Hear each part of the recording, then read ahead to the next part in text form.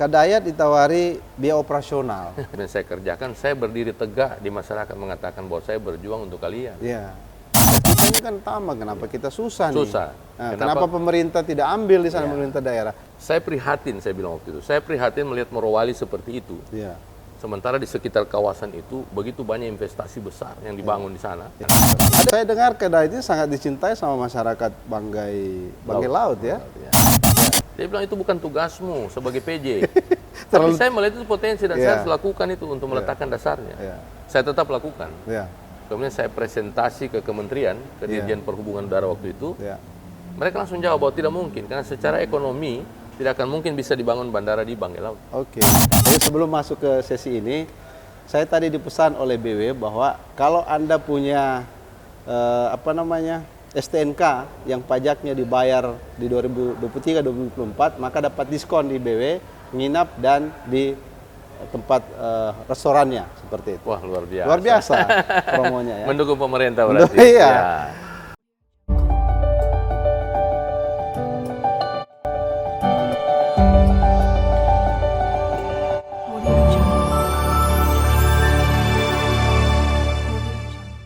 Assalamualaikum warahmatullahi wabarakatuh. Kita jumpa lagi di Lensa Transdata. Pada hari ini kita berada di Best Western Hotel, Kota Palu, bersama seorang tokoh yang sangat dikenal di Sulawesi Tengah, Dr. Haji Hidayat Lamakarate, MSI. Apa kabar Kanda?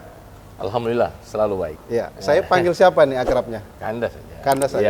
Ya, Kadayat atau biasanya familiar Kadayat ya? Ya, itu familiar. Sebelum masuk ke sesi pertanyaan, saya mau tanya tiki-taka dan gonjang-ganjing Pilpres yang viral dalam pasangan Capres Anies Ahaye ini. Anies Gus Imin. Ya. Bagaimana menurut dan perspektif Kadayat terhadap itu?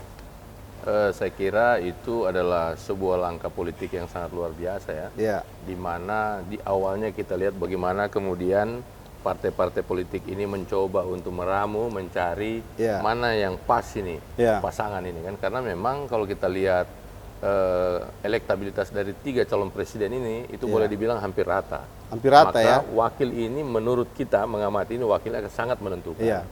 Nah kemarin Nasdem dengan barisan pendukungnya itu kemudian langsung mendeklarasikan. Nasdem PKB. Ya kan Anies Muhaimin. Saya kira itu adalah langkah politik yang sangat luar biasa. Konfigurasi itu menurut Kadayat memungkinkan untuk memenangkan Pilpres atau tidak? Semua mungkin. Semua mungkin. Jadi tidak bisa kita mengatakan bahwa konfigurasi ini, komposisi ini misalnya tidak kuat atau tidak bisa. Karena menurut saya apapun pasangannya kembali lagi ya kepada siapa sesungguhnya yang memang diantar dan ditakdirkan oleh Allah memiliki takdir untuk itu. Dan siapapun yang jadi calon presiden takdirnya pasti wakilnya juga yang punya takdir jadi wakil presiden. Transdata Lovers, kita masuk ke pertanyaan yang lebih sifatnya introduction kepada tamu kita, Kadayat ini. Siapa sebenarnya Kadayat ini? Lahir dan besar di mana beliau dan bagaimana proses pendidikannya sehingga kemudian bisa sampai seperti sekarang ini? Iya. Kalau saya lahir di Palu. Oh, lahir di Palu. Lahir di Palu tahun 1970. Jadi hari ini insya Allah mudah-mudahan sudah menjelang 53 tahun. Karena saya lahirnya di tanggal 8 Oktober tahun 70. Berarti nanti insya Allah 8 Oktober ini 53 tahun. 53 tahun. Kemudian kalau pendidikannya SD sampai SMA di Palu. SD, SMP di Palu. Sampai SMA di Palu. SMA juga di Palu.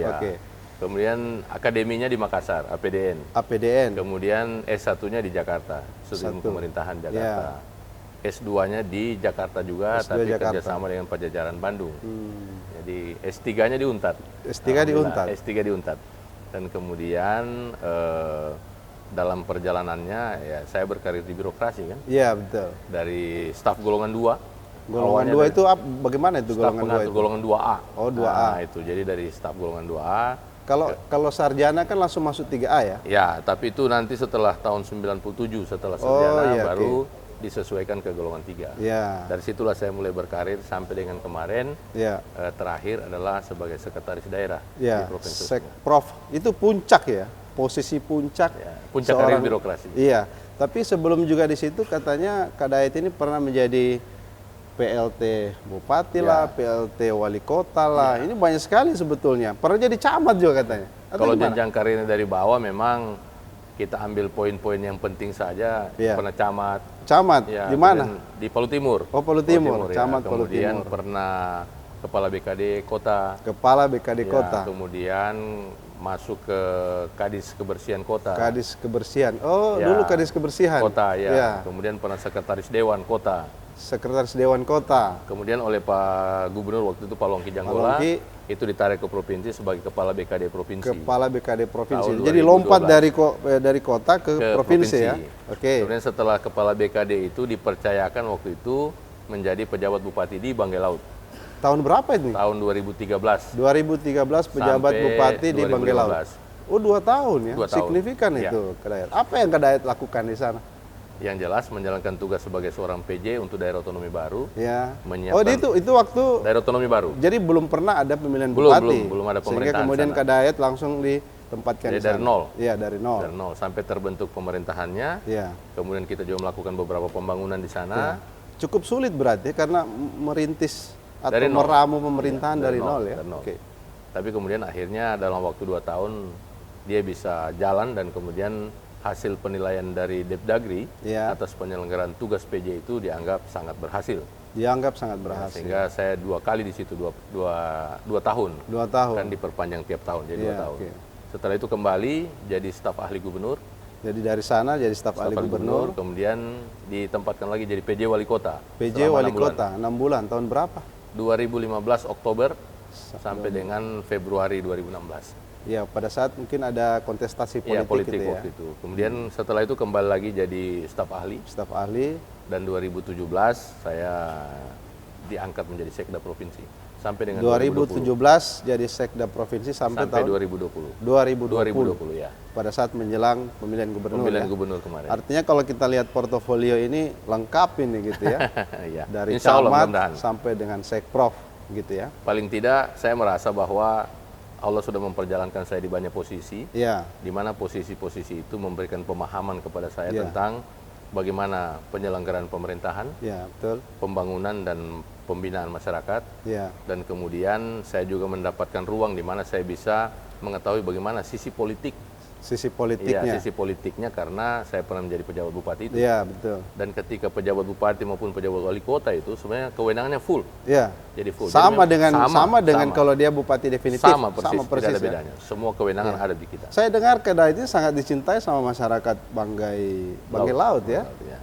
Betul ya. Sampai hari ini masih sering ke sana, nostalgia, liburan sama keluarga. Itu kenapa bisa sampai seperti itu? Apa yang membuat masyarakat Banggai Laut itu begitu mencintai Kadayat? Yang pertama, ketika Pak Longki Janggola waktu itu sebagai gubernur mempercayakan saya menjadi pejabat bupati, beliau menyampaikan kepada saya bahwa jadikanlah kabupaten itu sebagai laboratoriummu untuk menguji ilmu yang kau dapatkan di lembaga pendidikan itu. Jadikan itu sebagai pemerintahan kan begitu.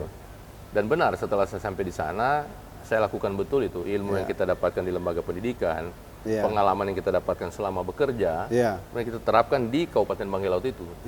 Bagaimana kita hadirkan pemerintah yang melayani di situ. Melayani ya, menyelesaikan permasalahan masyarakat. Dekat dengan masyarakatnya, memberikan jaminan kepada mereka bahwa mereka bisa aman melakukan semua aktivitasnya. Dan kemudian kita selalu hadir ketika mereka butuh kita ada. Lalu dampaknya itu apa? Rasa cinta, rasa bangga mereka terhadap seorang dampaknya Kadayat. Itu adalah ada ikatan emosional yang sangat luar biasa sehingga saya selalu bilang sama mereka bahwa kalau saya dilahirkan ke dunia ini oleh ibu saya pertama kali di dunia ini di Palu sini. Tapi saya merasa di Banggai Laut itu sebagai tanah kelahiran saya yang kedua. Oh begitu ya? Kenapa? Karena saya menemukan begitu banyak keluarga di sana. Kenapa? Masyarakat Banggai Laut merasa saya adalah bagian dari mereka. Dan saya pun merasa seperti itu. Betul. Bahwa saya adalah bagian dari Kadayat mereka. merasa bagian daripada mereka. Artinya laboratorium ini kemudian bisa dianggap sebagai pilot project, gitu ya. Ketika ke depan insya Allah Kadayat memimpin lembaga publik lagi di pemerintahan, ini bisa diadopsi nih ya nilai-nilai ini itu gitu kan? Sangat bergantung dari gaya masing-masing pemimpin. Dan itu gaya saya. Saya punya gaya pemimpin seperti itu. Tentu kan tidak bisa kita katakan sempurna. Betul. Tetap juga ada kurangnya sebagai manusia. Tetapi hal positif yang kita lakukan lebih banyak dirasakan oleh masyarakat. Dan kemudian mereka meminta waktu itu sebenarnya saya tidak usah pulang ke Palu. Tidak usah pulang ke Palu, berarti sudah bikin rumah di sana. Ya, kalau bisa. Jangan sudah ada yang mau hibahkan rumah juga buat kadayat di sana. Jadi saja bupati di sana, mereka jamin 2 periode akan mereka perjuangkan, kan begitu. Tapi saya bilang, tugas saya datang ke sini adalah dalam rangka meletakkan dasar saja. Kemudian menjalankan tugas-tugas yang diperintahkan. Setelah itu saya serahkan kepada masyarakat Bangka Laut untuk kalian bangun daerah kalian, dan saya siap membantu dari luar supaya putra daerah punya ruang untuk mereka bisa membangun daerah. Luar biasa. Artinya itu adalah milestone karena menurut orang-orang hebat dia dilihat kehebatannya nanti setelahnya, berapa tahun setelahnya baru dia dikenang bahwa karya prestasinya itu kemudian dikenang oleh masyarakat. Baik, bagaimana dengan kehidupan keluarga dan bagaimana cara kadayat ini mendidik anak dengan segala macam tetek bengek kehidupan dan kesibukannya ini kan tentu ada porsi nih buat anak, buat keluarga dan seterusnya. Karena ini juga akan pemirsa jadikan semacam referensi untuk dicontoh kan dalam kesibukan ini seperti apa. Jadi memang kita beri pemahaman kepada anak. Kita beri pemahaman kepada anak itu tentang posisi kita. Kita ditakdirkan Tuhan hadir di muka bumi ini tidak hanya untuk mengurus mereka saja. Tapi kita ada ruang yang lebih besar di sana, ada masyarakat yang jumlahnya lebih banyak di sana yang kemudian menjadi tanggung jawab kita juga. Sehingga ketika kita disuruh memilih untuk mendahulukan yang mana, maka di rumah itu kan tiap saat. Mereka bisa melihat kita tiap waktu dan mereka bisa bertanya setiap saat. Dan kita bisa memberikan perhatian setiap waktu. Tapi kan ada porsi-porsi tertentu, mereka menuntut lebih nih. Gimana cara menyiasati? Itu terjadi memang, itu terjadi. Ya? Ada komplain, ada komplain dari keluarga. Sering dah itu dikomplain. Anak, istri, ada komplain. Sering dikomplain? Ya, karena mereka bilang bahwa kapan kami punya waktu untuk bisa berdiskusi, bercerita. Dan saya bilang sama mereka bahwa sesungguhnya tiap waktu kita bisa. Sampaikan saja dan saya akan selalu menanggapi dan saya akan selalu memfasilitasi. Cuman saya bilang tolong dipahami posisi saya hari ini. Saya hari ini Allah lagi kasih amanah yang harus mengurus orang yang lebih besar jumlahnya. Dan begitu banyak masalah mereka yang kemudian harus selesai ketika Allah menyelesaikan itu lewat tangan kita. Maka waktu kita tentu akan lebih banyak di mereka. Karena memang saya rasakan betul dari bangun pagi ya setelah habis saya sholat subuh, bangun pagi, kemudian itu sampai malam, sampai jam 12 malam itu saya tidak pernah berhenti berkomunikasi dengan masyarakat karena tidak bisa kita tolak. Karena prinsip saya bahwa tidak boleh ada orang datang yang kita tidak layani. Berarti prinsip melayani ini sudah menjadi passion kadayat ya? Artinya ada kan orang makasih. Ada kan orang ketika aduh capek nih sudah jam begini masih aja kita diganggu sama masyarakat. Gimana di sisi kadayat melihat itu? Sesungguhnya sebagai seorang pelayan masyarakat apalagi diberi amanah menjalankan tugas-tugas pemerintahan memang harus melayani masyarakat. Tidak boleh ada kata-kata itu. Tidak boleh ya? Boleh karena begini, coba dibayangkan mereka sudah datang, mereka sudah datang dari jauh, kemudian datang ke tempat kita dan kita sudah tidak bisa bertemu dengan kita dan dia tahu ada kita di situ. Rasanya kayak apa itu? Sudah jauh-jauh dari mungkin niatnya memang mau mencari solusi dari kita, dari Kanda, kemudian kita bilang aduh saya capek, saya lelah, saya besok saja. Kira-kira gimana itu ya? Masyarakat juga paham kok. Dia tahu juga bahwa kapan dia harus bertamu, kapan dia harus datang. Masyarakat paham itu ya. Paham. Bahkan ketika kita melayani mereka sampai malam misalnya sampai jam 12, sampai lewat jam 12 pun, itu akhirnya mereka juga yang berpikir kalau begitu nanti kita lanjutkan besok saja. Kemudian dijadwalkan kembali lagi. Dan mereka mengerti dengan situasi seperti itu. Dan memang harus kita lakukan. Nah, ini depan kita ada kopi dan teh dari Best Western. Mungkin kita cicipi dulu sebelum kita lanjutin.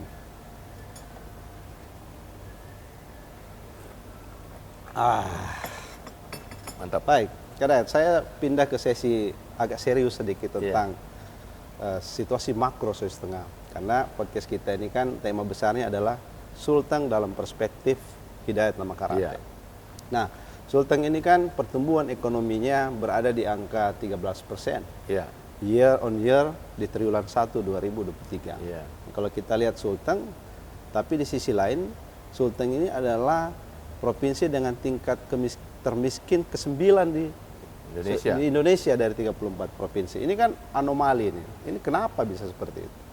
Ya, memang itu data yang selalu berputar-putar, kemudian selalu jadi perdebatan.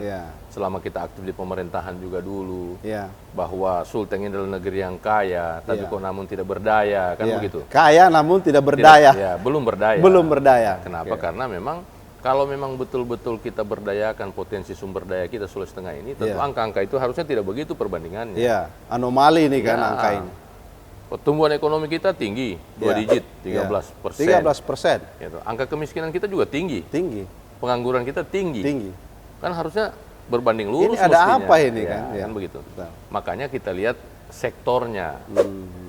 Sektor mana yang menyumbang kemiskinan itu tinggi itu sebenarnya. Berarti kemudian sektor yang bertumbuh itu sektor mana gitu. Kalau saya lihat pertumbuhan ekonomi kita ini kan banyak ditunjang dari sektor pertambangan, sektor energi dan sebagainya. Yang di dalam itu tidak terlalu banyak orang terlibat. Tidak banyak orang terlibat situ. Dan masyarakat modal tidak terlalu banyak terlibat di situ. Sementara sektor lainnya yang jumlah penduduk kita besar ada di sana itu kemudian kurang mendapatkan perhatian dari kurang mendapatkan perhatian dari pemerintah. Kan penyumbang kemiskinan tertinggi kita kan dari pertanian, perkebunan, kelautan, masyarakat-masyarakat kita yang bekerja. Padahal ini basis ini. Itu basis ekonomi kerakyatan. 43,71% masyarakat kita hidup di situ. 43%. Ya, itu saya ambil dari data terakhir kemarin saya coba lihat data statistik itu. 43,71% masyarakat kita hidup di sektor itu. Nah, kalau sektor ini tidak disentuh, tidak menjadi prioritas dari pemerintah, maka dia akan timpang terus ini angka ini. Kita bangga pertumbuhan ekonomi kita tinggi. Bahkan setelah gempa kemarin, setahun 2 tahun setelah gempa itu pertumbuhan ekonomi kita tertinggi di Indonesia itu. Padahal habis gempa. Padahal kalau dilihat secara sektor, mestinya tidak begitu. Mestinya tidak begitu. Karena kita sempat terpuruk kan waktu itu. Betul. Tapi tiba-tiba dia melonjak tinggi. Pertanyaannya kan harus kita lihat. Sektor apa yang menyumbang itu? Sektor apa menurut Kak Dayat yang menyumbang itu? Yang tadi itu. Investasi. Kalau kita spesifik melihat bahwa pertumbuhan itu disumbangsi oleh sektor pertambangan dan energi yang ada di sana. Masuknya investasi besar ke Sulawesi Tengah. Masuknya jadi investasi besar. Sulawesi Tengah itu menjadi daerah tujuan investasi waktu itu terbesar ketiga di Indonesia. Nah, investasi yang paling besar masuk kita di sektor itu pertambangan. Nikel, emas, gas dan sebagainya. Nikel, emas, gas dan sebagainya. Nah, itu yang kemudian menarik investor masuk. Jadi ketika dia masuk ke sini berinvestasi, nilai investasi itu membuat tingkat pertumbuhan ekonomi kita tinggi. Secara agregat pertumbuhan ekonomi nilai tinggi, tapi fakta di lapangan masyarakat kita banyak menganggur, banyak miskin dan sebagainya. Kan begitu. Tentu pertanyaannya, lantas bagaimana kita melihat itu? Jawabannya cuma satu. Jawabannya pemerintah harus mengetahui penyebab kemiskinan itu apa. Nah, kalau dia tahu penyebab kemiskinan apa dan sektor mana yang paling banyak menyumbang, itu yang disentuh. Jadi pendekatan sektoral berbasis, kalau sekarang kan ada disebut dalam ilmu ekonomi itu ada analisis Williamson, ada Gini rasio. Sebetulnya ini harusnya menjadi indikator atau alat ukur pemerintah gitu ya. Untuk melihat itu. Nah, sekarang kan kalau kita bicara sektor tadi itu, tambang dan seterusnya. Nah, saya lihat datanya itu kan PDRB di Morowali khususnya, itu sudah di angka 350 juta per tahun. Sementara bangkai laut yang Kak Dayat ada di sana itu 20 juta per tahun. Parigi 25 juta. Donggala 23 juta. Ini kan timpang sekali nih kalau kita bicara pemerataan. Makanya kalau dirata-ratakan kan, begitu dirata-rata kan jadi kecil, kan? Jadi kecil. Itu. Jadi kalau dirata-rata secara keseluruhan Sulawesi Tengah kan jadi kecil. Jadi maksudnya dampak pertumbuhan ekonomi di sana itu terhadap kabupaten-kabupaten penyangga ini kira-kira menurut Kak Dayat apa yang mesti dilakukan? Kalau sebenarnya begini. Kan pemerintah daerah ini tidak punya kewenangan untuk mengambil hasil yang ada di Morowali sana. Tidak punya kewenangan ya. Ini harus ditahu oleh pemirsa. Jadi begini, kalau misalnya kemudian ada konsep yang mengatakan bahwa dari hasil pertambangan itu bisa diambil oleh pemerintah daerah untuk jadikan sumber pendapatan itu, lihat dulu regulasinya. Dari poin-poin mana di hasil mereka itu yang bisa diambil. Yang memungkinkan diambil oleh daerah. Nah, ini kan menjadi semacam gap informasi bahwa masyarakat menganggap kita ini kan tambang, kenapa kita susah nih? Nah, kenapa pemerintah tidak ambil di sana pemerintah daerah? Memang ada regulasi yang mengatur itu. Tidak serta-merta bisa diambil. Dan kemudian di sana kan usaha. Orang berusaha, dia berinvestasi. Kemudian ketika dia berusaha dan berinvestasi, dia menyelesaikan semua kewajibannya, termasuk membayar pajak dan sebagainya. itulah pungutan yang dia berikan kepada negara, Ya. yang nantinya dibagikan kepada negara secara keseluruhan itu di pusat di APBN dan sisanya dibagikan kepada daerah penghasil. Ya. Itu juga ada persentasenya. Provinsi dapat sekian persen Ya. bagi hasilnya, Ya. kemudian kabupaten tempat aktivitas itu dapat sekian persen. Jadi tidak serta-merta uang itu bisa diambil langsung oleh provinsi. Berapa persentasenya berarti ke daerah itu kabupaten kecil juga ya, mungkin ya? Kalau yang saya tahu, saya tahu ketentuannya itu mungkin sudah berubah ya, karena saya belum mengikuti perkembangan terbaru tentang regulasi pembagian hasil itu bagi pusat dan daerah. Kalau dulu ketentuannya 30% bagian daerah. 30%. Dari 30% itu, maka 70% haknya daerah penghasil kabupaten. Oh, Dan 30% dari 30 itu bagiannya provinsi. Betul. Jadi 30% dulu disetting untuk daerah, katakanlah 1,5. Ya. Dari 30% 70% ke daerah Bagian penghasil. ya penghasil dan 30% 30% provinsi. ke provinsi. Itu gitu. Ya. Nah, saya belum tahu kapan Ya, nanti, perkembangannya seperti kita apa. akan cari tahu. Tetapi regulasi kan terbaru begini, tentang karena kita bicara Sulteng dalam konteks pertambangan itu kan, ini ada isu yang menarik. Misalnya Elon Musk ditawari untuk bangun pabrik baterai di sana. Iya. Tapi kemudian beliau lebih milih India dibanding sana karena persoalan isu lingkungan itu. Walaupun saya lihat pemerintah pusat terus menginginkan dia berinvestasi sana. Tapi hari ini belum sukses. Kenapa tuh kira-kira ini? Kalau kita lihat peran daerah mestinya bagaimana menata lingkungan yang sekarang terjadi di Morowali? Iya. Harus kita paham dulu ya. Ya. Jadi proses mereka mau datang ke sini, komunikasinya dengan siapa dulu ini? Ketika dia komunikasi dengan pemerintah pusat Ya. dan lokusnya dari daerah, Ya. harusnya pemerintah daerahnya harus dilibatkan. Ya. Dilibatkan dalam arti untuk mendengarkan penjelasan mereka. Ya. Apa yang menjadi persyaratan di mereka ketika mereka mau berinvestasi di kita. Ya. Nah, ketika dia sampaikan persyaratannya, maka pemerintah daerah harus proaktif Betul. untuk memberikan jaminan kepada mereka ketika dia mau berinvestasi. Ya. Beri jaminan bahwa kami di daerah siap menjaminkan semua syarat yang Anda sampaikan Ya, siap menjaminkan semua syarat yang disampaikan. untuk bisa kita penuhi. Kita bisa penuh. Ya. Karena di daerah kami tempat Anda investasi. Ya, ya. Nah, kita buktikan. Kalau itu bisa kita buktikan, maka pasti dia datang. Ya. Jadi kalau Kanda punya konsep tentang penataan kawasan Morowali itu, saya dengar sampai ada cerita metropolitan atau gimana tuh? Gimana itu konsepnya? Berkali-kali saya sampaikan. Ya. Waktu itu ketika saya ikut pilkada gubernur kemarin, di Morowali saya sampaikan. Ya. Saya punya keluarga di Morowali. Ya. Saya orang Palu, lahir di Palu. Ya. Tapi kemudian saya punya banyak keluarga di Morowali. Dan ketika saya menjadi pemimpin di Sulawesi Tengah ini, maka saya bicara tentang Sulawesi Tengah secara keseluruhan. Ya. Saya prihatin, saya bilang waktu itu. Saya prihatin melihat Morowali seperti itu. Ya. Sementara di sekitar kawasan itu, begitu banyak investasi besar yang dibangun di sana dan menghasilkan. Dan kemudian masyarakat Morowali saya lihat belum menikmati. Ya, belum menikmati bagian hasil dari itu. Yang bukan dalam bentuk uang yang kita ambil, bukan. Bukan kita bagi-bagi uang kepada masyarakat, bukan. Tapi paling tidak mereka punya tanggung jawab sosial. Ya, civil society-nya lah. Kalau dia bicara CSR dan sebagainya kan, kadang-kadang perusahaan begini. Ya, kami sudah keluarkan ya CSR-nya, bantu anak sekolah, bantu beli buku dan sebagainya. Bagi saya sudah menggugurkan kewajiban perusahaan ini. Bukan itu. Bukan itu ya. Dalam konsep Kadayat seperti apa? Kita ajak mereka untuk berpikir bahwa Anda berinvestasi di situ, Anda ciptakan kawasan itu menjadi kawasan yang nyaman, yang indah. Jadi ada kawasan yang dibentuk, kawasan yang di nyaman. Kawasan sekarang begini, di salah satu perusahaan yang ada di sana itu, dalam lingkaran kawasannya, perusahaan itu, coba lihat apa yang dia bangun di sana. Sebuah kota baru yang begitu indah, tapi hanya mereka yang bisa menikmati gitu. Iya, betul. Ya kan terisolir bahkan dari orang lain pun tidak bisa masuk ke sana. Masyarakat umum yang ada di sini. Tidak bisa, semua orang, tidak ada akses orang semua boleh masuk ke sana. Yang kita inginkan adalah konsep itu dia bawa keluar. Jangan dia bangun dalam kawasan dia gitu. Kalau dia bangun dalam kawasan dia, maka dia kata ini kami punya. Lantas yang ke masyarakat apa? Apa ke masyarakat ini? Kalau seandainya misalnya Allah memberi amanah kepada saya menjadi gubernur ke depan. Oke, kan begitu. Maka ini yang kita ajarkan kepada mereka, kita ajak mereka. Buatkan desainnya. Oke, itu Anda punya kawasan sudah selesai. Anda berinvestasi di wilayah saya ini. Saya nggak ambil apa-apa dari Anda. Tapi saya mau ini Anda bangun. Gimana caranya? Ayo kita duduk sama-sama. Anda bisa masuk di ruang mana. Kami pemerintah pun akan terlibat. Jadi kuncinya ini di kebijakan, di pengaturan regulasi, sekaligus bagaimana keberpihakan itu ya terhadap masyarakat. Yang penting kita kasih jaminan kepada mereka bahwa pemerintah akan menjaminkan bahwa Anda berinvestasi ini dalam keadaan aman.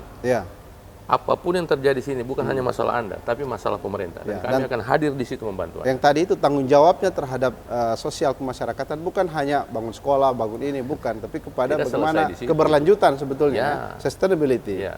Karena begini, kalau kita bicara jujur soal CSR sebenarnya, bukan hanya mereka menggugurkan kewajiban, kemudian membantu masyarakat apa yang dia perlu hari ini, tidak. Yang terpenting itu adalah bagaimana masyarakat itu berdaya secara ekonomi sebenarnya. Berdaya secara ekonomi. Dengan infrastruktur yang dia bangun, dengan fasilitas yang dia bangun, selain masyarakat bisa menikmati, masyarakat juga bisa merasakan ada dampak secara ekonomi bagi mereka. Sehingga mereka juga sudah tidak mager, tidak malas gitu ya. Ini kan problem masyarakat ini, karena kita bisa lihat ini, Kak Dayat, bahwa IPM di Sulawesi Tengah itu peringkat ke-25 dari 34 provinsi. Ini kan PR besar nih ceritanya kalau kita bicara Sulteng. Kalau kita bicara IPM itu kan sesungguhnya kita bicara tentang indeks pembangunan manusia. Sektor yang menyumbang paling besar untuk tingginya IPM itu kan masih rendahnya IPM kita ini kan. Itu kan karena sektor pendidikan dan kesehatan. Pendidikan dan kesehatan. Iya, pendidikan dan kesehatan. Lama anak sekolah. Kemudian tingkat kesehatan masyarakat. Nah ini kan yang mempengaruhi IPM kita ini. Dan hubungannya dengan ekonomi juga tadi. Ekonomi pasti. Nah itu berkaitan. Berkaitan. Jadi memang menyelesaikan masalah di daerah ini tidak bisa satu-satu.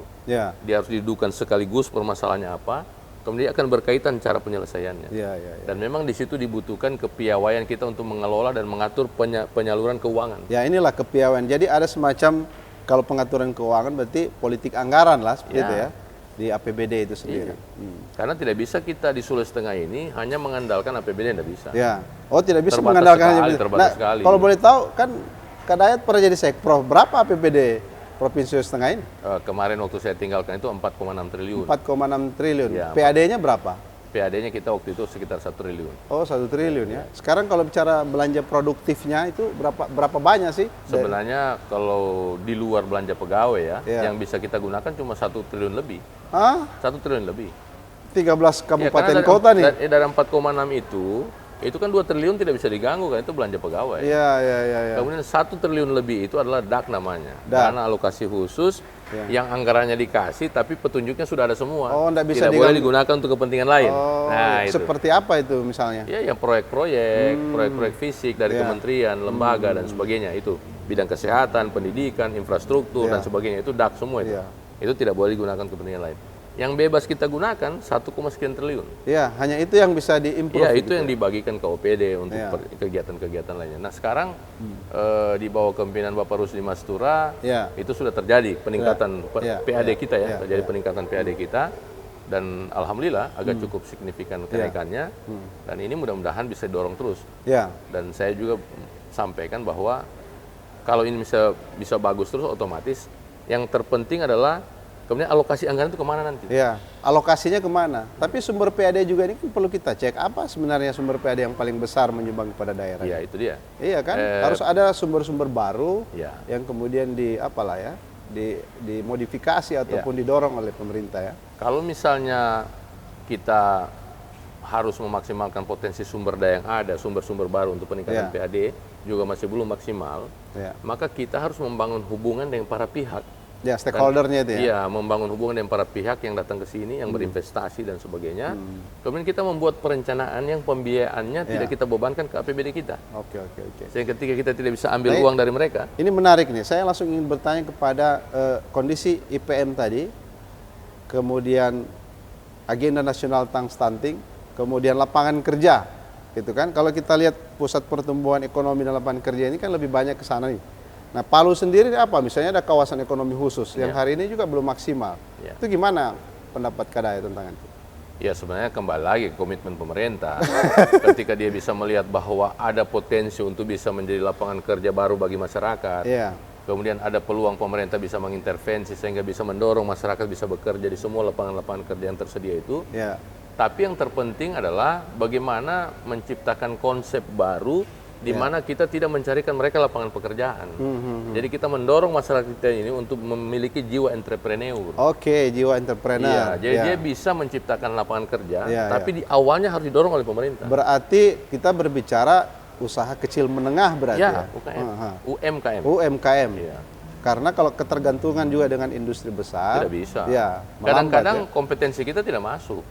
Pada saat dibuka lowongan, ternyata masyarakat ataupun para job seeker tidak sesuai dengan. Tidak sesuai. Bahkan ketika ada lowongan, kita pun tidak berminat. Jadi mereka-mereka yang tidak bekerja hari ini, bukan berarti memang lapangan kerja tidak tersedia. Kadang-kadang tersedia lapangan kerja, terbuka lapangan kerja, misalnya di sektor industri tadi. Tapi mereka tidak berminat. Kenapa tidak berminat? Karena bukan kompetensinya. Ini soal juga nih Jadi itu yang saya bilang tadi, tidak berbanding lurus tingginya nilai investasi itu dengan penyelesaian masalah tenaga kerja ini. Lapangan kerja yang tidak selalu berbanding lurus, karena ruang mereka tidak sejalan dengan itu. Tapi kan ini bisa diklasifikasi misalnya lapangan kerja untuk sektor itu seperti ini, yang tidak bisa di UMKM. Karena UMKM ini kan besar sekali porsinya ya. Berapa persen nih kalau di Sulteng ini? Mungkin ada 60-70% kali ya, orang yang hidup dan bergerak di sektor UMKM. Kalau datanya saya lihat, datanya di Dinas Koperasi itu ada sekitar 500.000 UMKM, 539.000 UMKM yang ada di Sulawesi Tengah. Tapi kan kemudian dari 500 sekian ribu itu ada 391.000 itu saya lihat ada 369.000 mereka di mikro. Ya, ada 21.000 di kecil, usaha kecil. Bahkan yang di menengah itu ada sekitar 1.000-an saja. 1.000-an saja. Berarti ini kan strukturnya ini memperlihatkan bahwa kekuatan ekonomi daerah ini kan di UMKM itu kan, bahwa lebih banyak memang di sektor mikro itu. Mikronya. Nah ini memang kemarin saya kan juga pelaku UMKM, pelaku UMKM. Saya tahu betul kesulitan mereka. Kesulitan mereka itu adalah kembali lagi modal, pemahaman, sumber daya mereka ya mengelola usaha. Kemudian ada yang memang bekerja cuma mengharapkan bantuan. Ada yang kemudian berjalan tidak mampu mengelola uang dengan baik sehingga kehabisan modal, berhenti lagi, cari modal lagi. Nah, itu. Jadi, ini yang memang masih perlu harus dibenahi. Didata dengan benar berapa yang eksis mereka itu, berapa yang sudah menggunakan fasilitas digitalisasi hari ini. Kan sekarang UMKM ini semua bagus ini. Ini juga persoalan di UMKM kadang. Jadi dia juga ikut pelatihan di sini, ikut juga pelatihan di sini. Ini kan apakah pemerintah tidak mengidentifikasi? Iya kan? Mestinya kalau dia sudah dibina di dinas A, ya nggak usah lagi dia ada di dinas B. Karena biasanya mencari orang yang mudah didapat. Jadi kan ada program. Berarti ada problem juga di birokrasi nih. Ya, karena ada program mau dijalankan, dia susah mencari orang, ya dia panggil orang-orang yang dia kenal. Maka si A ikut di sini, si B ikut di sana, dia juga akhirnya. Dia yang ikut terus, karena itu yang dia kenal. Berarti harusnya ada profiling gitu ya. Dan kemudian tingkat kesehatan UMKM-nya seperti apa. Diukur dari tadi itu ya. Putaran uangnya, ya sustainable-nya dia dalam berusaha, itu harus dilihat semua itu. Karena itulah penopang ekonomi daerah. Baik, ini kaitan UMKM, terus lari lagi kita jumping ke sektor-sektor lain, misalnya pariwisata. Saya diskusi dengan manajemen Hotel BW nih, Pak, bantu kami dong, karena 2024 ini proyek Bank Dunia selesai di Sulawesi Tengah. Otomatis yang nginap di hotel okupansinya akan turun tuh. Sementara harusnya pemerintah membuka sektor-sektor pariwisata. Problemnya kalau saya sendiri melihat ini Kak Dayat, orang mau ke sektor ataupun ke point of view pariwisata Sulawesi Tengah ini aksesnya jauh sekali. Kan beda kan kalau kita ke Bali turun bandara sudah nih mana semua. Ke Jogja juga begitu. Nah, kira-kira konsepnya Kak Dayat tentang pariwisata ini sebagai salah satu pusat pertumbuhan ekonomi, bagaimana itu? Jadi memang tidak bisa kita jadikan hub Palu ini sebenarnya. Kita ngopi lagi dulu sedikit ya. Tidak bisa kemudian, ini minum kopi dulu. Oh, tidak bisa ya? Karena begini, Sulawesi Tengah sangat luas. Wilayah kita jaraknya jauh. Nah, jadi memang kemudian kalau kemudian kita bicara tentang konsep pariwisata dari Palu, apa yang bisa kita dorong? Orang mau berwisata itu, dia menghitung berapa jauhnya, berapa waktunya, berapa biayanya, kan begitu. Efektifnya mereka datang ke sana dan apa yang dia dapat, kan begitu. Nah, potensinya di wilayah-wilayah. Jadi harusnya kalau kita mau mendorong wisata Sulawesi Tengah ini, kita harus mendorong para bupati. Bupati harus didorong. Para bupati didorong untuk mengangkat apa potensi wisata yang ada di daerahnya. Kemudian bagaimana cara dia, itu provinsi nanti gubernur yang membantu untuk mempromosikan kemana-mana. Terus membangun aksesibilitas tadi ini. Aksesibilitas. Kan kita sudah punya bandara-bandara. Kita punya bandara. Kalaupun dia turun di Palu, kita jaminkan Anda dari sini ke sana 1 jam. Anda dari sini 1 jam. Dengan menggunakan penerbangan A, penerbangan B, dan seterusnya. Itu yang kita harus jelaskan kepada publik. Jadi memang begini, kalau kita bicara pariwisata, ini bicara tentang jualan. Cara kita menjual. Cara kita menjual dan apa jualannya. Iya. Tapi ada juga nih problem nih, selain cara menjual nih Kak Dayat. Kayak di Bali ada namanya community based tourism itu kan. Pariwisata berbasis masyarakat. Nah, masyarakat kita kulturnya di Sulawesi Tengah ini seperti apa dalam konteks pariwisata? Harus dibina. Harus dibina. Kenapa? Karena ternyata ketika saya di Banggai Laut dulu, saya akan melihat potensi Banggai Laut itu sangat luar biasa. Para wisatanya, bahari dia. Wisata bahari ya kalau wisata bahari. Maka kemudian saya sampaikan kepada Kadis Pariwisatanya, seperti yang Kumi bilang tadi, bina masyarakatnya sehingga mereka menjadi masyarakat yang siap menerima orang datang. Itu loh. Karena itu problem kita ini. Nah, ternyata di Banggai Laut itu masyarakatnya sudah terbiasa itu menerima dengan ramah orang yang datang. Oh, sudah terbiasa dengan penerimaan yang ramah. Itu. Jadi saya melihat ada satu desa, ada beberapa titik wisata yang ada di sana itu. Itu orang asing dari negaranya langsung masuk Indonesia, langsung ke Luwuk, langsung ke tempat itu. Jadi aksesnya dari Indonesia ke Luwuk langsung ke tempat itu. Wah, ini itu jalurnya aneh juga ya. Iya, jadi dari negaranya ke Indonesia ke Luwuk langsung ke tempat itu. Nah, saya pernah menemukan mereka di sana, beberapa keluarga. Saya tanya, saya bilang, bagaimana ceritanya mereka ada di sini? Kok bisa mereka? Satu waktu mereka bule datang, ini ada di situ ya? Mereka datang ke sana. Waktu mereka datang satu keluarga itu rencana cuma 3 hari. Nah, 3 hari. Tapi kemudian begitu dia dapatkan penyambutan masyarakat yang sangat luar biasa. Mereka difasilitasi, mereka dikasih tempat, mereka dibuatkan makanan, kemudian disajikan hiburan-hiburan dan sebagainya. Hanya mereka tinggal sana 1 bulan. Yang tadinya rencananya 3 hari. Mereka tinggal 1 bulan. Satu keluarga ini. Setelah mereka kembali, mereka bercerita kepada temannya di sana.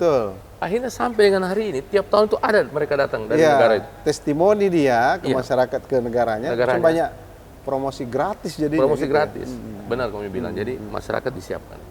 Masyarakat disiapkan ya. Karena apa tadi itu problem kita tentang kembali lagi tadi Sulteng dalam perspektif pertumbuhan ekonomi dan seterusnya tadi. Kan kalau kita lihat Bali, orang ke Bali itu pemerintah tidak perlu repot lagi.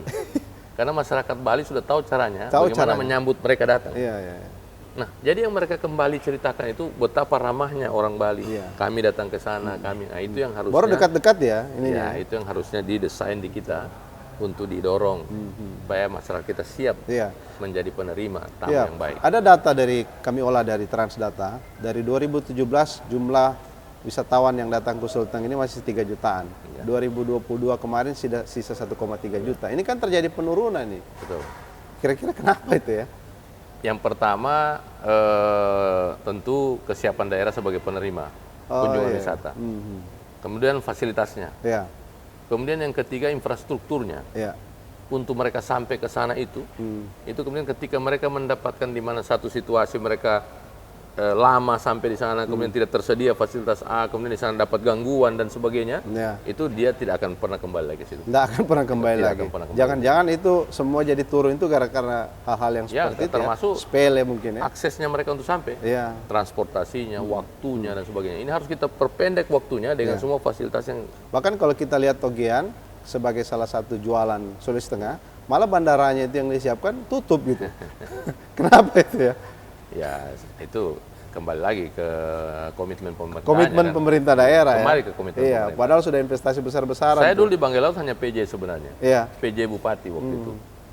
Kemudian saya berpikir bahwa Banggai Laut itu hanya bisa besar kalau ada bandara. Kemudian saya usulkanlah waktu itu, saya bikin perencanaan pembangunan bandara. Saya sempat ditegur itu waktu itu oleh Pak Gubernur. Dia bilang itu bukan tugasmu sebagai PJ. Tapi saya melihat itu potensi dan saya harus lakukan itu untuk meletakkan dasarnya. Saya tetap lakukan. Kemudian saya presentasi ke kementerian, ke Dirjen Perhubungan Udara waktu itu. Mereka langsung jawab bahwa tidak mungkin karena secara ekonomi tidak akan mungkin bisa dibangun bandara di Banggai Laut. Oke, saya bilang secara ekonomi dilihat dari pendapatan masyarakat, dari potensi sumber daya, mungkin iya. Tapi saya bilang saya ingin jelaskan kepada Bapak dari sektor pariwisatanya. Ketika di Wakatobi bisa bangun bandara, cuma karena pariwisata. Di Raja Ampat bisa bangun bandara, hanya karena pariwisata. Karena pariwisatanya. Saya bilang Anda harus ke Raja Ampat, ke Papua Barat. Anda harus ke Kendari untuk ke Wakatobi. Anda harus ke Ampana untuk ke Bunaken. Ke Togian. Anda harus ke Manado ke Bunaken.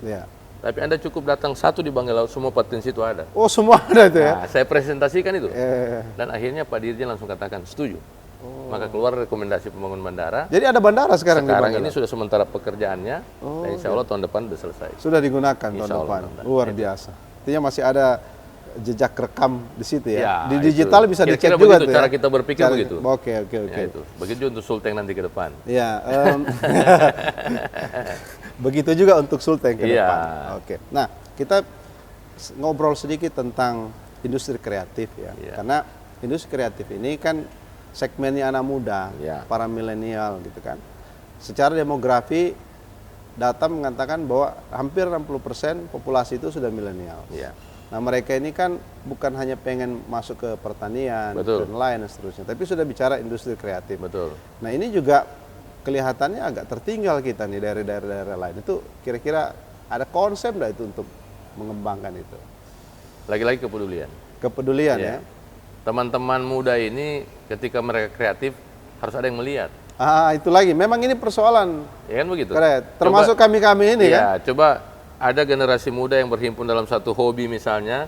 Mereka punya keahlian misalnya seperti industri kreatif tadi, membuat kerajinan dan sebagainya. Tapi kemudian hanya mereka buat dan selesai. Dan tidak pernah ada orang melihat. Yang kedua, dia juga berpikir hasilnya itu harus terjual dan menghasilkan uang bagi dia. Juga tidak ada orang yang membantu. Dia sendiri tidak kuat. Berapa kuat modal dia untuk bertahan menyimpan barangnya tidak terjual dalam berapa lama. Sehingga dia tidak perlu bekerja yang lain.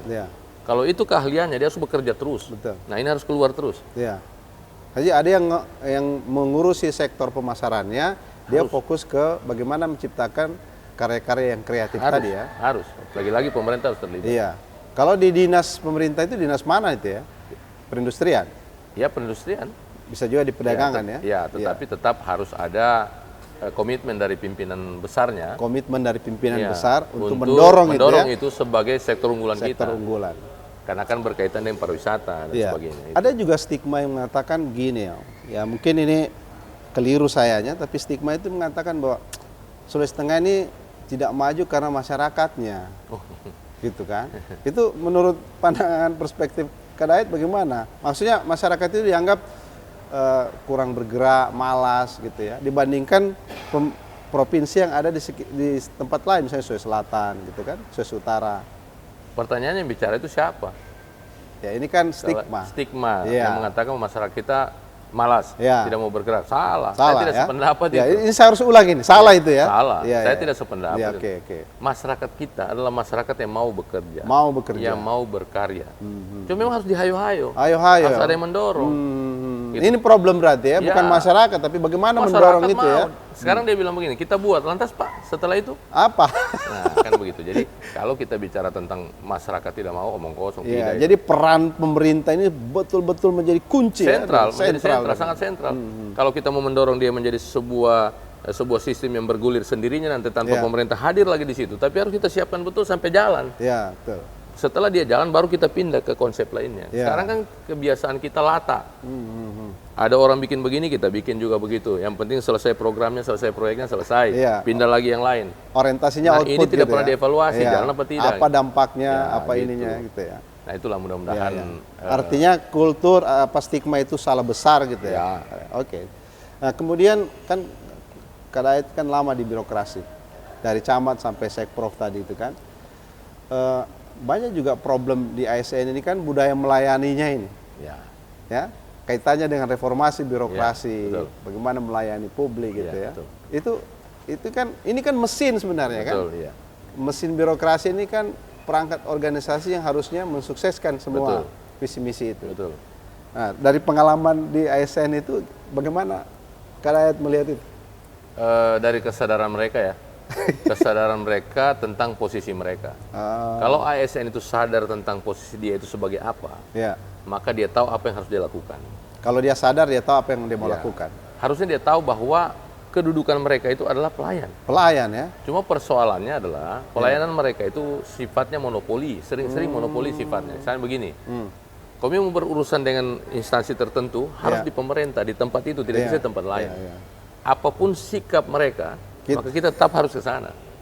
Jengkel pun kita, marah pun kita tetap harus ke sana karena cuma di situ yang bisa memberikan monopolistik jadinya. Monopoli. Betul. Tidak ada pilihan lain. Tidak ada pilihan. Beda dengan bisnis kan ada kompetitor kan. Kalau tidak puas dengan produk ini, saya bisa pindah tuh. Pindah. Oke, kalau di pemerintah nggak bisa. Bank. Ketika kita kecewa dengan bank A, kita bisa pindah ke bank B karena kita pemilik uang. Iya.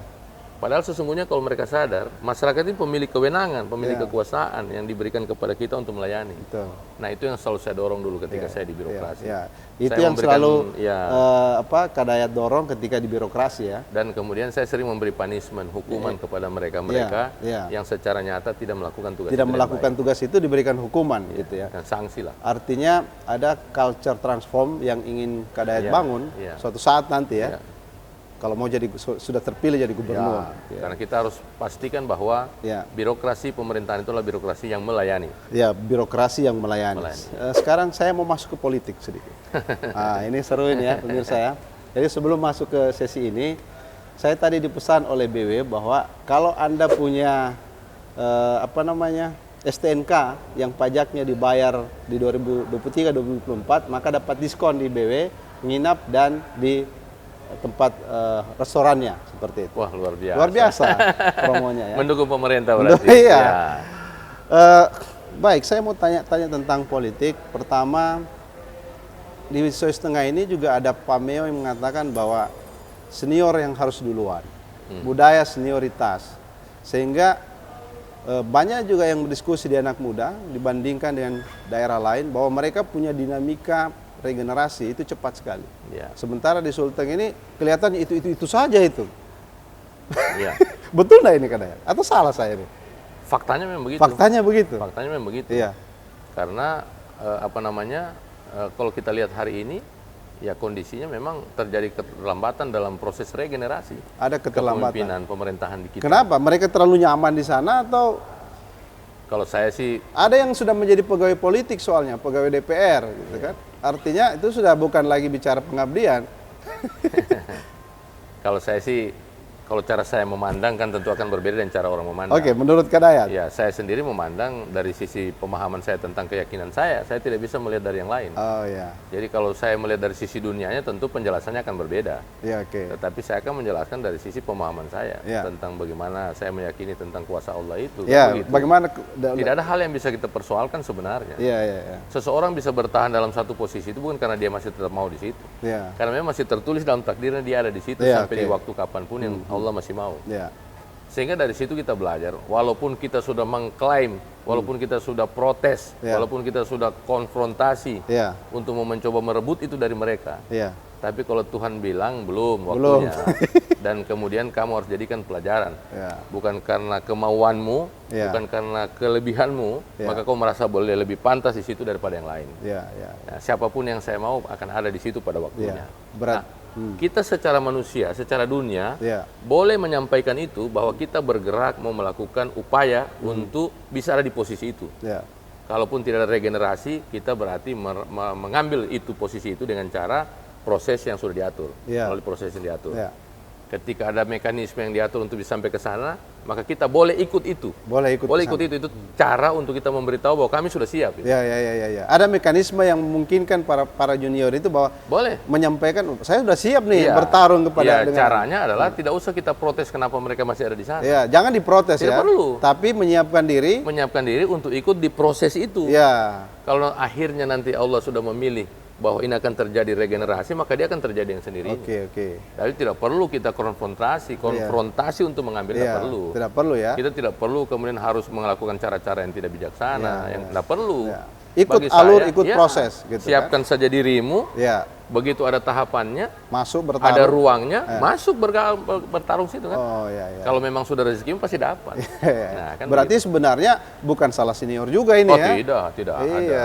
Berarti ketika mereka masih bertahan di situ, artinya kita yang memiliki pemahaman tentang itu, tidak usah kita persoalkan.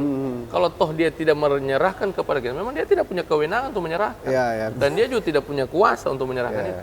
Karena sesungguhnya kan para pemilik kekuasaan itu kan ada sebenarnya yang maha memiliki kekuasaan itu. Dia bisa memberikan kepada siapa yang dia kehendaki. Yang dia tetapkan. Oke, kita dakwain hari ini.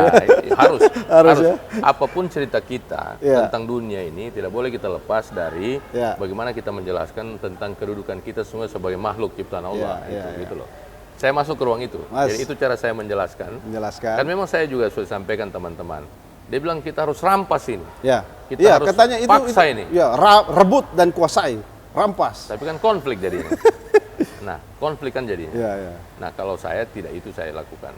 Yang saya lakukan adalah saya ikuti tahapannya. Saya penuhi semua syaratnya. Syarat rukunnya dipenuhi. Ketika dia bisa mengikuti semuanya dan kemudian sudah waktunya pasti Allah beri. Kesiapan yang utama. Baik, Kak Dayat, pertanyaan saya selanjutnya dari apa tadi itu ya? Dari camat, pejabat bupati, jabat wali kota, sekprov. Ini kan ASN tertinggi nih. Habis itu nggak punya jabatan apa-apa. Nggak ada jabatan, nggak masalah berarti. Bagaimana menurut Kak Dayat itu? Saya di semua podcast ditanya itu, di semua kesempatan diskusi selalu ditanya. Bagaimana sih mengelola itu? Sehingga tidak terganggu, tidak berpengaruh kepada diri dan sebagainya. Saya selalu jawab bahwa apa yang membuat kita terganggu? Berhenti di sekprov itu bukan karena kita mau berhenti. Mana ada orang mau berhenti dari sekprov? Ngomong kosong itu. Kalau ada pejabat yang menduduki sebuah jabatan tertentu, kalau bukan karena kesadarannya tentang keyakinannya kepada Allah, tentang waktu dan sebagainya, maka mana ada orang mau berhenti? Betul. Coba bayangkan, ada fasilitas, ada semuanya di situ. Kok tiba-tiba mau berhenti, itu masuk ke ruang-ruang yang tidak pasti, yang bisa memberi jaminan kita dapat sesuatu kan? Betul. Tapi kalau sudah cukup waktu kita di situ, lantas mau gimana? Ada itu jawabannya. Ada siklus ya. Siklus. Dan yang menentukan itu. Jadi itu yang menyebabkan saya tidak terganggu. Psikologinya Kanda tidak ada terganggu sama sekali. Ada kamu lihat saya susah? Bahagia terus kalau yang saya lihat ini kan? Itu kira-kira. Saya hanya ingin bilang kepada teman-teman bahwa ketika Anda ada di posisi itu untuk menenangkan diri kalian, untuk membuat kalian kuat, maka pahami itu, yakini itu. Bahwa waktu kita yang sudah selesai. Kan ini perjalanan nih, orang merebut ini kan, sampai ke titik puncak. Ketika semua orang menginginkan itu, kadang tinggalkan. Bukan tinggalkan, cukup waktunya. Cukup waktunya ya. Oh baik, cukup waktunya. Tapi ada hal yang menarik, ketika Kadai tidak punya jabatan, ternyata yang saya dengar banyak sekali masalah di provinsi ini yang Kadai selesaikan. Tidak juga. Tidak, ini kan yang saya dengar ini fakta. Contoh penyelesaian masalah Poboya nih, yang kemarin sempat viral di mana-mana sampai bakar alat berat itu bisa diceritakan nggak kepada kita? Karena begini, ini hal yang sangat penting terkait how to solving the problem. Bagaimana menyelesaikan masalah seharusnya yang dilakukan oleh pemerintah. Saat itu sebenarnya problem antara masyarakat dan perusahaan. Masyarakat dengan perusahaan. Di mana masyarakat tidak punya lagi akses bisa masuk ke dalam untuk bekerja, dan perusahaan tidak bisa melaksanakan aktivitasnya karena jalan masuknya ditutup oleh masyarakat. Dan kemudian yang mewakili masyarakat tidak bisa berkomunikasi langsung dengan perusahaan. Yang mewakili perusahaan tidak diterima oleh masyarakat. Yang mewakili perusahaan tidak diterima oleh masyarakat. Sehingga tidak ada komunikasi yang bisa dibangun. Deadlock. Nah, maka dipakailah pendekatan keamanan. Pendekatan keamanan artinya diturunkan pihak keamanan untuk mengamankan itu. Tapi kan masalah tidak selesai. Malah lebih mengerucut, mengkristal. Pihak keamanan lebih berdiri di tengah untuk menjaga supaya masyarakat jangan mengganggu ke dalam. Ya kan begitu? Tapi tidak menyelesaikan masalah waktu itu. Tidak menyelesaikan masalah. Maka ya mereka bingung siapa ini. Dan harusnya itu tugas pemerintah sebenarnya. Karena dulu saya pernah ada di posisi pemerintah, 2010 itu, yang mengawal masuknya CPM tanpa tentara dan polisi. Ketika diperintah 2010 pernah. Waktu itu posisi sebagai apa? PLT? Saya Kadis Kebersihan. Kadis Kebersihan, oke. Nah 2022 kemarin, itu baru 2022 November kemarin. November ya. Itu perusahaan tiba-tiba menghubungi dan meminta bantuan untuk memfasilitasi itu. Nah, yang menarik ceritanya nih, pemirsa. Saya tanya kapasitas saya sebagai apa? Entahlah, pokoknya kami dapat datanya bahwa Bapak adalah orang yang dulu pernah membantu proses ini dan dia selesai. Oke, saya bilang boleh. Yang penting ada legalitas saya untuk bisa berdiri sebagai mediator, itu aja. Itu aja.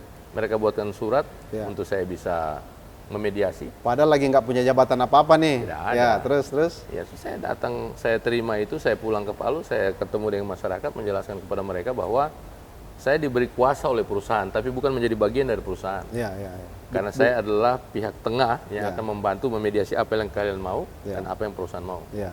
Diberikan kuasa oleh perusahaan, tapi saya bukan menjadi bagian dari perusahaan. Bukan. Saya sudah tegaskan itu ketika menerima itu. Ya. Karena saya tidak mau kemudian rakyat saya, masyarakat saya, keluarga saya ini itu melihat saya sebagai orang lain. Ya. Jadi saya perusahaan tidak boleh melakukan itu terhadap saya. Ya. Dan saya juga tidak mau melakukan itu. Ya. Kalau itu posisinya, disetujui. Ya. Maka hari itu adalah yang saya lakukan, minta masyarakat apa yang kalian mau, yang perusahaan tidak bisa penuhi. Ya. Perusahaan juga saya tanya, apa yang kalian mau yang masyarakat harus lakukan. Ya. Maka dipertemukanlah keinginan ini. Ketika mereka bertahan, saya ambil keputusan. Karena dalam surat kuasa itu diberi kewenangan untuk membuat keputusan. Maka saya putuskan ini langkahnya. Ya. Ketika masyarakat setuju, perusahaan setuju, maka kemudian ditemukanlah kata sepakat.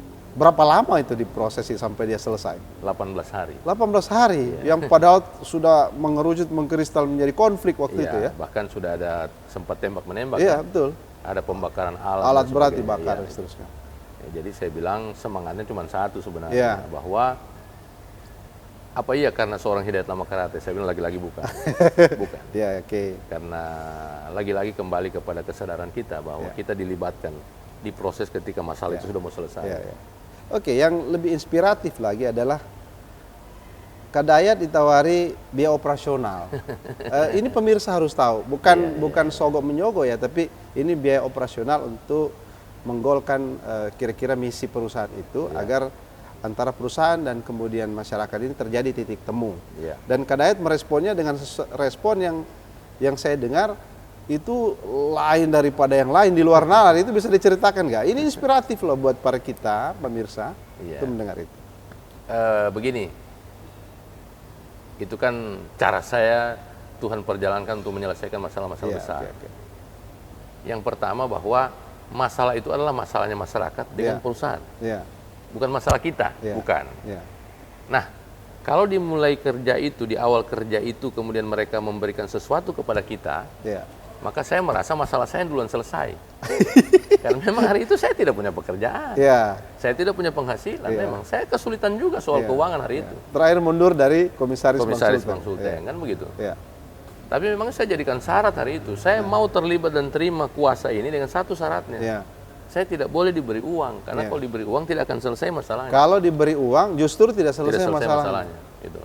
Kalau saya terima uang ini, masalah saya jamin tidak selesai. Masalah saya jamin tidak selesai. Gitu. Anda mau mana ini?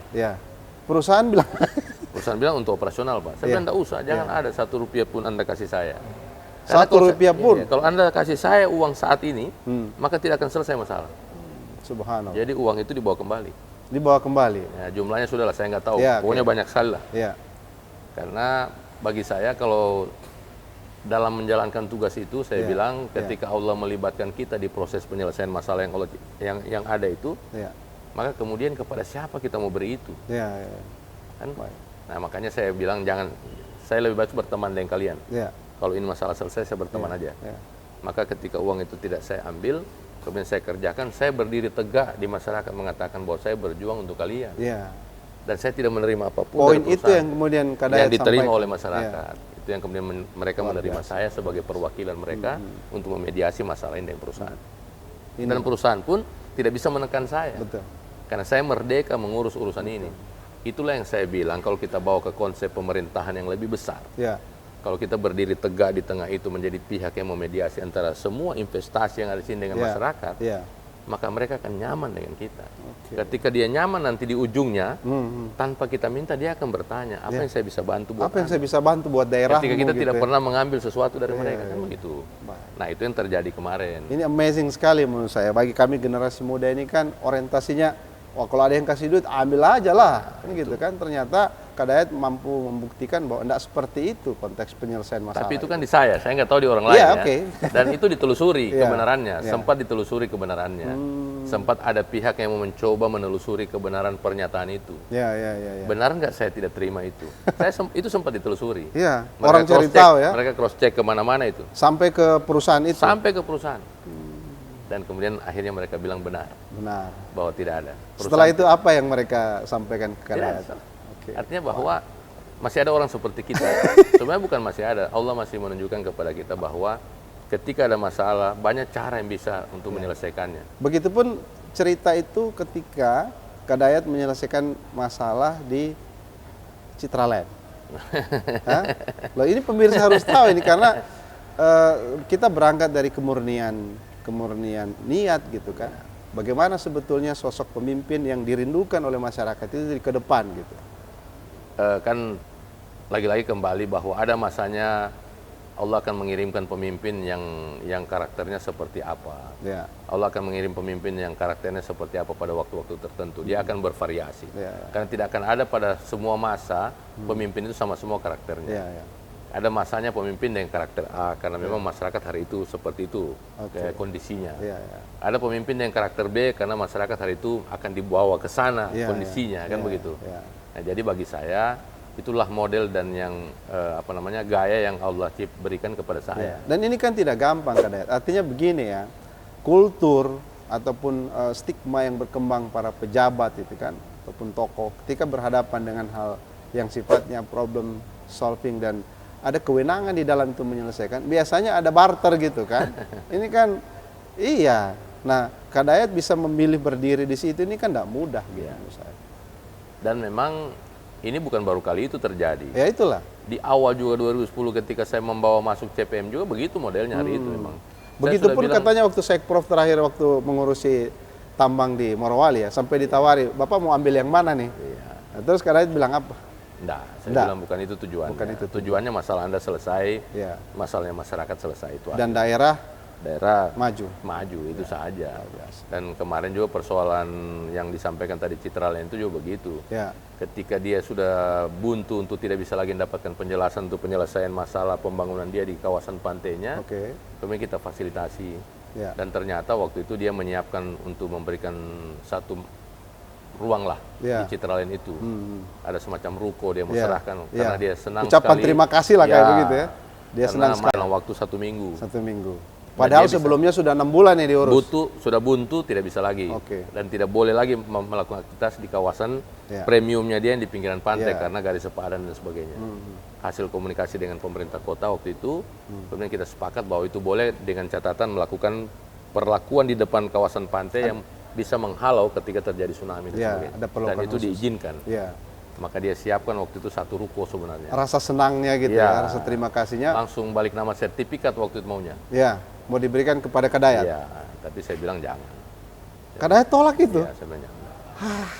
Karena ini kan gila juga. Bukan itu maksudnya. Jangan sampai nanti mereka menilai kita serius mengurus mereka itu karena ada yang kita harapkan dari mereka. Nah. Ini poinnya, ini kan perlu pemirsa tahu ini karena kita mencari jarum dalam jerami sebetulnya untuk menemukan sosok pemimpin yang kira-kira amanah ke depan gitu ya.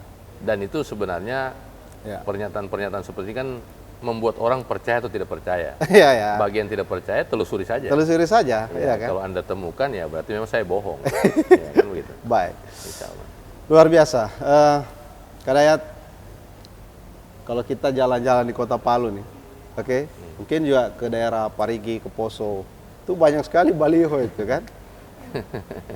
So masuk di poin ini ya? Iya, banyak sekali baliho. Insya Allah. Iya. Gubernur Sulawesi Tengah. Tidak ada lagi calon di situ. Ya. Memang serius ini Kadayat mau jadi gubernur ini? Artinya karena kan gerakan hati ini kan yang tidak bisa kita lawan. Kalau dinyatakan serius, serius sekali. Ya, justru lebih serius dari kemarin lagi. Oh, lebih serius dari kemarin. Kalau kemarin masih dalam posisi bagaimana ya modelnya ya, bagaimana nanti anunya, karena kita baru memulai sebagai calon. Tapi kali ini menurut saya lebih ringan bebannya. Bebannya lebih ringan, kenapa? Karena dulu sudah pernah, dan sekarang tinggal mengulang. Dan apa motivasi terbesar ingin maju seperti itu? Itu kan kompleks itu. Belum tentu juga semuanya akan mendukung kita. Gitu kan. Banyak yang mencerca bahkan. Tapi motivasi Kadayat itu apa sih sebetulnya? Kalau kita bicara Sultan yang tadi itu. Karena melihat bahwa masih banyak hal yang perlu kita lakukan perbaikan-perbaikan ke depan. Dan konsep perbaikan itu ada dalam kepala ini. Ada dalam benak kita itu gagasan apa yang kita mau lakukan dan sebagainya, masih ada itu. Dan saya juga sadar betul bahwa tidak bisa kepala saya sendiri ini menyelesaikan masalah 1,5 ini. Saya tentu akan mengundang, mengajak semua pihak yang punya kemampuan, yang punya pemahaman menyelesaikan masalah nanti yang kita akan tampilkan, yang kita dapat di masyarakat. Jadi ketika kita tahu ada masalah A, B, C dan seterusnya di masyarakat, maka kita akan mengundang pihak-pihak yang terkait, yang memiliki kompetensi pengetahuan tentang itu. Untuk menyelesaikan masalah. Bahkan saya akan mendorong perguruan tinggi yang ada di Sulawesi Tengah ini, betul dong, untuk melibatkan semua tenaga-tenaga ahli mereka untuk kita berdiskusi. Jadi kerjasama antara pemerintah dan perguruan tinggi dalam rangka mencarikan solusi atas setiap masalah ini. Dan itu harus lahir menjadi sebuah konsep ilmiah yang memang bisa dilaksanakan, bisa dipertanggungjawabkan, dan bisa kita laksanakan. Secara gradual menyelesaikan makro konsep Sulawesi Tengah, pembangunan Sulawesi Tengah ke depan. Jabatan atau karena kewenangannya pengen jadi gubernur ini? Kan orang kalau kita menjabat di situ kan, semua kan kita dilayani nih. Iya betul. Nah, tapi kalau saya lebih pada posisi di mana di situ kita punya kewenangan. Kewenangan Kewenangan untuk membuat kebijakan. Kewenangan itulah yang membuat kebijakan dan menyelesaikan masalah-masalah yang ada di masyarakat. Jadi memang poinnya adalah memperoleh kewenangan di situ, kemudian kita menyusunkan program buat masyarakat untuk membantu menyelesaikan masalah mereka. Jadi dari posisi itu kita bisa membuat keputusan-keputusan strategis yang cepat untuk masyarakat bisa cepat rasakan bahwa ada perubahan. Kadayat pro investasi atau pro rakyat? Itu dua hal yang tidak bisa dipisahkan. Tidak bisa dipisahkan ya. Terbukti di tadi itu bahwa kita berdiri di tengah. Dan kita tidak bisa menafikan investasi, tidak bisa. Tidak bisa ditolak investasi. Karena investasi itu adalah pasarnya produk masyarakat. Bisa contoh begini, ada industri yang mau masuk, industri pengolahan misalnya, dia mau masuk untuk hasil bumi kita, hasil komoditi kita. Masa kita tolak? Karena industri yang masuk itu menjadi pasar yang sangat baik bagi hasil produksi kita. Apa pasar yang baik? Dia bisa menjaga kestabilan harga. Kita bisa menekan dia untuk bersepakat. Harus beli hasil masyarakat yang harga berapa yang masyarakat tidak rugi. Lantas masa kita tolak? Tapi kita di tengahnya berdiri, bukan menjadi bagian dari seperti yang saya ceritakan. Jangan kita menjadi bagian dari mereka. Itu artinya kita zalim kepada rakyat. Zalim kepada rakyat. Artinya kewenangan itulah yang mau digunakan untuk mempertemukan itu. Mempertemukan ini. Menghadirkan investasi untuk kepentingan rakyat, bukan kepentingan penguasa gitu loh. Oke, kita berada di sesi akhir penghujung ini, Kadayat. Ada pertanyaan menarik mungkin tentang sebetulnya kalau kita bicara generasi muda, politisi millennials gitu kan, politisi muda, karena kontestasi ini kan menuju pileg tidak lama lagi nih. Apa pesan Kadayat nih terhadap mereka yang mau bertarung ini kan? Karena semua mengincar ke sana itu. Bahkan mungkin sudah nafsu, ambisi sudah bercampur semua di situ. Sebenarnya kedua-duanya ya, kepada mereka yang punya kepentingan, kalau mereka sadar bahwa kehadiran mereka di ruang politik ini sebenarnya memberikan edukasi kepada masyarakat tentang bagaimana berpolitik yang baik sebenarnya. Ada yang bilang, tapi sekarang banyak yang kasih uang Pak. Kan begitu? Jadi dua hal yang menyebabkan itu terjadi. Sebenarnya si kandidat trauma ketika tidak kasih uang, maka dianggap dia tidak bisa jadi.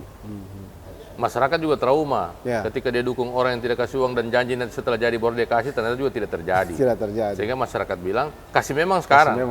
Kalau kau kasih sekarang, saya pilih. Maka terjadilah politik transaksi. Nah, akhirnya masyarakat seperti itu berpikirnya sebagian kecil saja, tapi tidak banyak, sebagian kecil. Dia bilang ada uang, ada suara. Tapi itu saya evaluasi ketika pilkada kemarin, itu kecil prosentasenya. Karena saya ketika tidak membagikan apapun di pilkada kemarin, dalam bentuk materi, saya masih dapat 40,4% suara. 40,4% pemilih Sulawesi Tengah. Tapi ketika saya sampaikan kepada yang lain, teman-teman yang lain, mereka bilang, aduh berat Pak, tetap harus ada ya. Saya bilang silakan. Jadi kalau kalian masih mau melakukan itu silakan.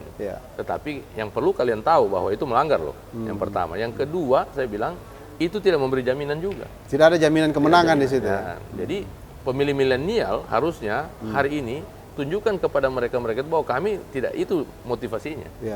Bukan itu. Kami ingin lihat apa sesungguhnya yang akan Anda kerjakan. Kalau dia menjadi wakil rakyat, betulkah sebelumnya dia sudah mewakili rakyat? Jadi begini, untuk menjadi seorang wakil rakyat, bukan ketika ditetapkan sebagai caleg itu baru dia tunjukkan dia mau mewakili rakyat, bukan.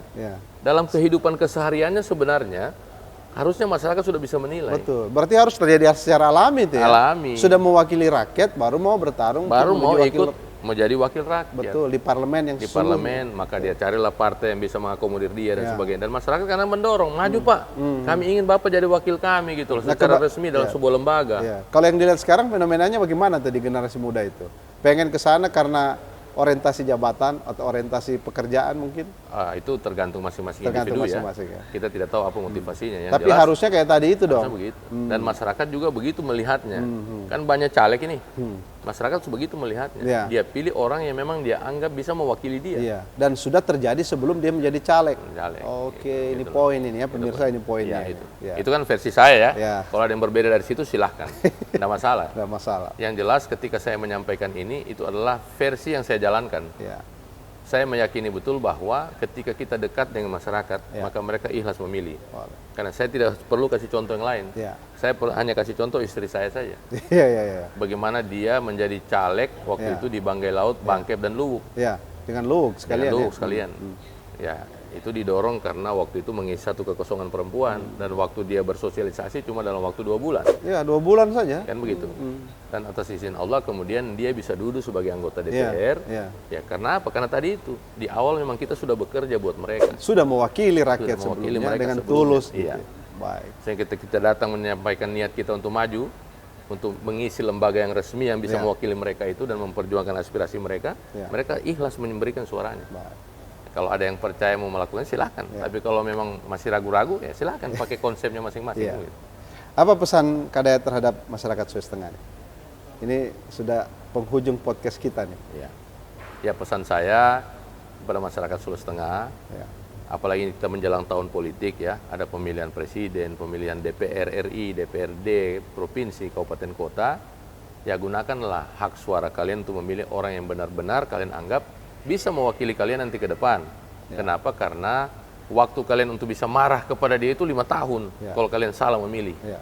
Maka gunakan hati nuranimu dan kemudian mulai sekarang harus berani menolak untuk mereka yang datang memberi sesuatu kepada kita dan meminta suara kita diberikan kepada mereka. Karena saya ingin bilang bahwa mereka-mereka yang melakukan itu pada akhirnya nanti tidak akan maksimal melayani Anda. Kenapa? Karena dia merasa bahwa jasa Anda sudah dia bayar di depan. Dan kemudian berikutnya dia tidak punya lagi tanggung jawab untuk memenuhi keinginan-keinginan Anda. Nah itu yang banyak disampaikan oleh masyarakat kepada saya, bahwa waktu itu mereka datang kemari begitu baik dan sebagainya, tapi kemudian setelah itu tidak pernah datang-datang lagi. Saya bilang tidak bisa juga disalahkan karena Anda juga yang membuat situasi itu jadi begitu. Sehingga ke depan cerdaslah menjadi masyarakat yang memilih siapa yang betul-betul nanti dianggap bisa mewakili masyarakat Sulawesi Tengah ini. Sehingga ke depan kalian bisa dapatkan orang-orang yang memang betul-betul bekerja untuk kepentingan masyarakat dan berjuang untuk menyelesaikan setiap persoalan masyarakat. Kalau Kak Dayat sendiri sebagai seorang figur, kalau orang masyarakat mau lihat, oh Kak Dayat itu ini, siapa sebenarnya Kak Dayat dalam 3 kata ini? Tiga kata. Yang jelas saya hadir menyampaikan niat itu pertama karena saya yakin betul bahwa Allah menggerakkan hati saya. Yang kedua, saya akan hadir bekerja buat masyarakat. Dan yang ketiga, saya akan memberikan yang terbaik buat masyarakat jika saya diberi amanah ke depan. Amin. Terima kasih banyak Kak Dayat atas waktu dan kesempatan hari ini. Insya Allah apa yang menjadi diskusi kita, obrolan kita pagi ini bisa menginspirasi para masyarakat Sulawesi Tengah secara umum. Amin. Baik, terima kasih. Kita sudah di ujung podcast kita.